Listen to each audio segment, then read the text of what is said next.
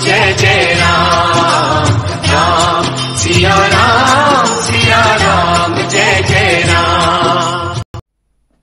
नमस्कार, मैं डॉक्टर अमित व्यास हाजिर हुआ हूँ एक ऐसे विषय पर चर्चा करने के लिए जो आने वाले 30 से 40 दिनों में हमारे हिंदुस्तान की अर्थव्यवस्था और राजनीतिक व्यवस्था में काफ़ी भारी उलटफेर देखने को मिलेगा। और उसका मेन कारण है शुक्र, मंगल और शनि का हमारे मकर राशि में एक जगह पर एकत्रित होना।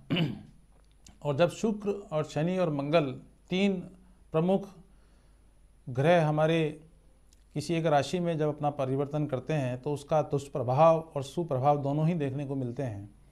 और चूंकि अभी जिस प्रकार का दौर चल रहा है उस दौर में दो बातें बहुत महत्वपूर्ण तरीके से घटित हो रही हैं। वैश्विक स्तर पर तो युद्ध जैसी स्थितियां चल रही हैं और उसका मूलभूत कारण है मंगल का राशि परिवर्तन करना।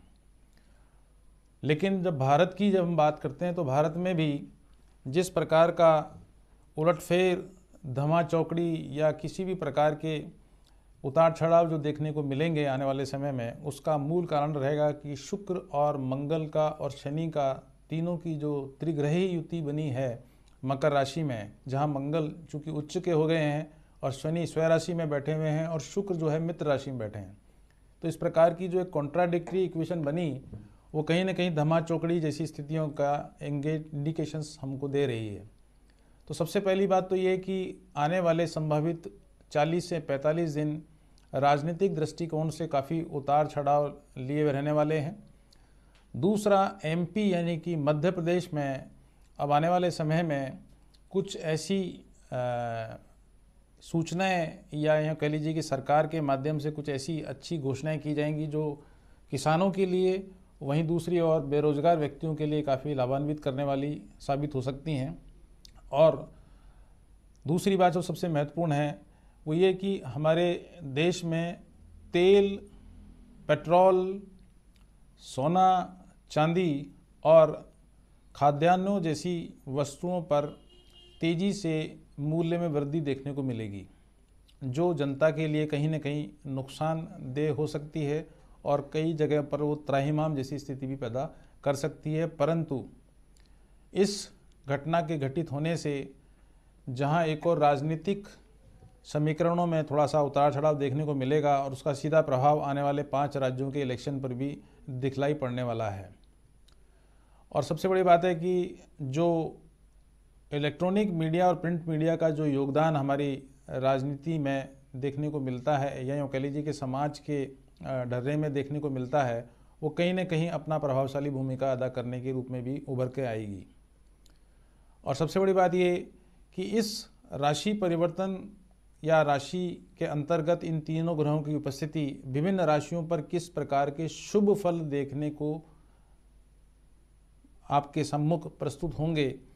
सबसे पहले बात करते हैं कि मेष राशि वाले व्यक्तियों के लिए और वृष राशि वाले व्यक्तियों के लिए और कर्क राशि वाले व्यक्तियों के लिए और धनु राशि, यानी ये 4 राशियां ऐसी हैं जिनको सबसे बेस्ट टाइमिंग आने वाले 40 से 45 दिन में साबित होने वाले हैं।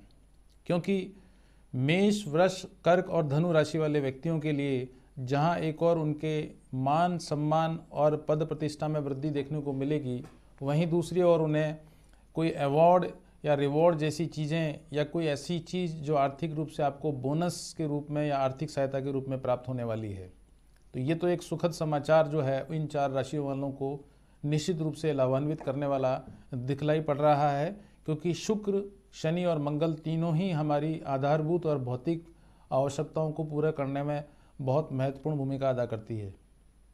अब बात करते हैं कन्या राशि और वृश्चिक राशि वाले और मीन राशि वाले, यानी 3 राशि वाले ऐसे व्यक्ति हैं जिनको भी निश्चित रूप से लाभ मिलने वाला है। यानी इनके लिए बेटर समय आने वाले 40-45 दिन साबित होने वाले हैं, क्योंकि इन 3 राशि वाले व्यक्तियों को जहां वाहन की प्राप्ति के काफ़ी प्रबल योग देखने को मिलेंगे, वहीं संपत्ति खरीदने और बेचने जैसे शुभ लाभ जैसी स्थितियां भी उनके सम्मुख प्रकट होने वाली हैं। अर्थात कन्या राशि, वृश्चिक राशि और मीन राशि वाले व्यक्तियों को वाहन खरीदने के संबंध में और संपत्ति खरीदने के लिए बेहतरीन समय साबित होने वाला, आने वाले 40 से 45 दिन साबित होने वाला है।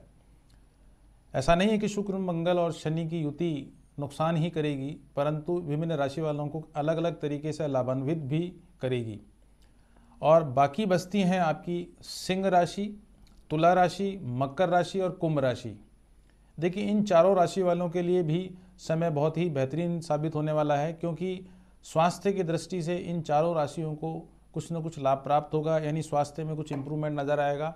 वहीं दूसरी ओर संतान के विवाह से संबंधित शुभ समाचारों की प्राप्ति सुनने को मिलेगी और देखने को मिलेगी। और अगर जिस भी व्यक्ति की संतान का विवाह नहीं हुआ है तो उसके विवाह होने के काफ़ी प्रबल योग देखे जा सकेंगे। अर्थात संतान के दृष्टिकोण से और हेल्थ के दृष्टिकोण से सिंह राशि, तुला राशि, मकर राशि और कुंभ राशि वालों के लिए कुल मिलाकर शुभ साबित होने वाला समय दिखलाई पड़ रहा है। जहाँ तक सवाल है मिथुन राशि का, देखिए, इन 12 राशियों में से केवल मात्र एक मिथुन राशि ऐसी है जिसके ऊपर इस शुक्र, मंगल और शनि का न तो अच्छा प्रभाव देखने को मिलेगा, न ही बुरा प्रभाव देखने को मिलेगा। अर्थात मिश्रित परिणाम देखने को और सुनने को पड़ेंगे।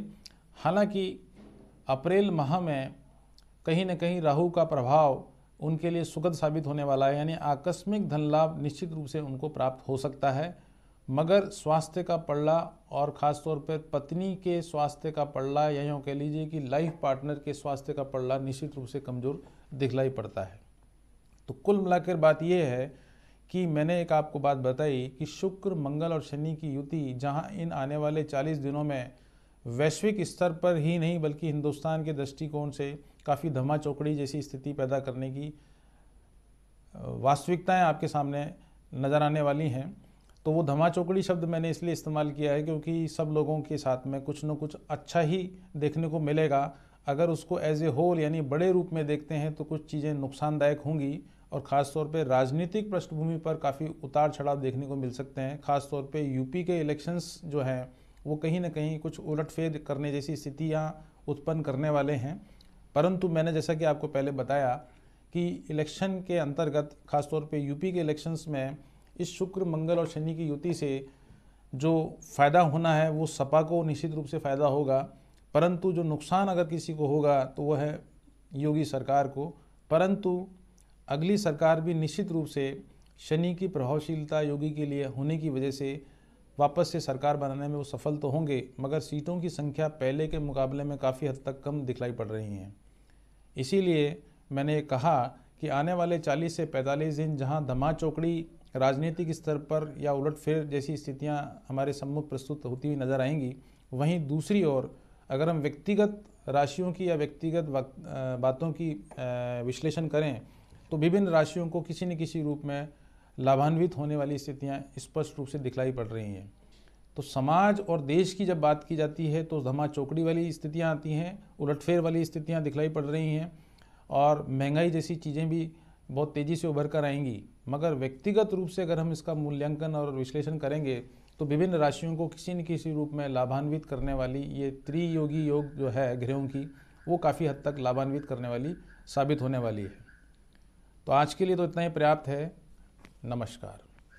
राम सिया राम जय जय राम।